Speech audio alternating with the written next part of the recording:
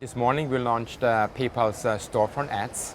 That's a new kind of advertising unit which enables merchants to bring their storefronts to consumers wherever the consumers are. Think about an ad unit that lives on any publisher website or app where a consumer can within the ad unit actually transact.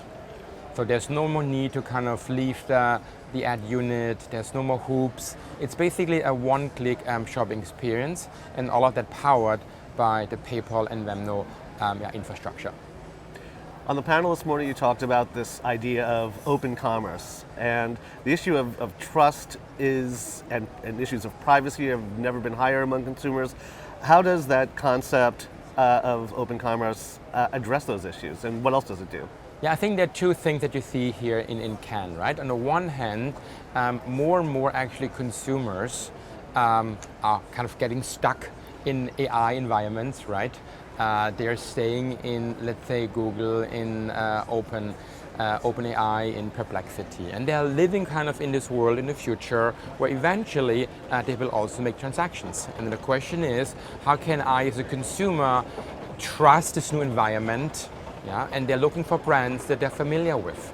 And as PayPal 25 years ago enabled consumers to shop online and build a trusted brand in doing so, PayPal now is enabling consumers to make purchases in an AI environment with the trust that PayPal brings to these transactions. So that's kind of one element of enabling trust in this kind of new environment, especially when it comes to payments. And then there's another element to it, which is what I would call the open commerce opportunity for merchants and for anyone who's not kind of a big walled garden. And that means as now consumers now with the storefront ads get the opportunity to transact everywhere on any site on the open web, the open web now becomes a huge storefront, which I think is a huge opportunity for merchants. Again, on the one hand, they're losing traffic to the walled gardens, so they need to compensate for that. And they compensate by being where consumers are on the open web, by enabling them to provide commerce opportunities wherever a consumer is. And that's what I would call now the evolution of from open web to open commerce. Everything becomes shoppable, and PayPal is happy to come power that. So with this, this wider world coming together under both storefront ads and the approach to open commerce, are the walls between performance and branding coming down for retailers, or is it still largely really about just sort of the transaction and that's it?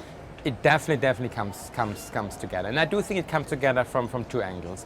One, it comes together from a targeting and measurement perspective, right? So you basically now use in the future transaction data, and PayPal has a transaction graph, meaning we're sitting on top of 30 million merchants, 400 million consumers, so we have a tremendous amount of transaction data across basically the whole web. We see 25% of all commerce.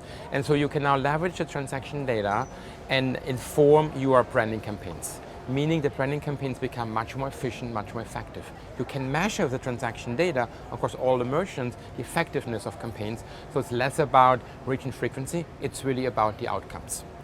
And secondly, the creative itself also will become an awareness ad unit and a transaction unit, all into one unit. And I think that's really, really powerful. It's not about you see a branding campaign here, maybe a video campaign here, and then maybe 5 days later, you get follow up with a display campaign where you can make a transaction. All of that comes together in one single ad unit on the open commerce sites.